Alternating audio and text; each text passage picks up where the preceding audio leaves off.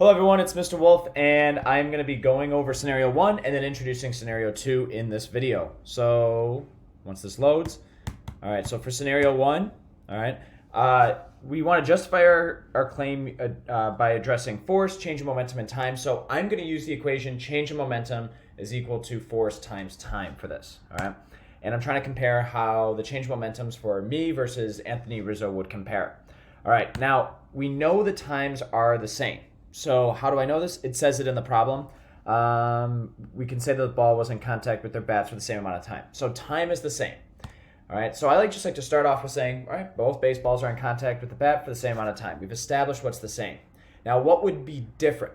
All right, well, we have two variables, right? Change of momentum and force. And I'm trying to figure out what the change of momentum is. So I want to talk about force next, right?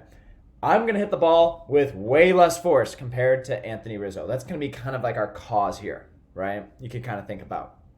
Right? And as an effect, by having less force, I'm going to have less change of momentum. By Anthony Rizzo exerting more force, his baseball experiences a greater change of momentum. And that's it. All right? That's it for just talking about one equation at once.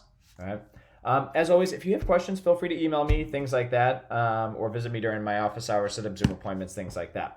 All right, so for scenario 2, I think this is just a really cool example. The link that you're going to click is automatically going to go through just the sections of the video you need to watch. But Destin from Smarter Every Day makes this really cool machine to hit to attempt to hit the longest home run ever. So you're going to watch that video, and once you do, all right, on the next page of the packet, you're going to get a problem that asks which ball will experience the greatest change in velocity.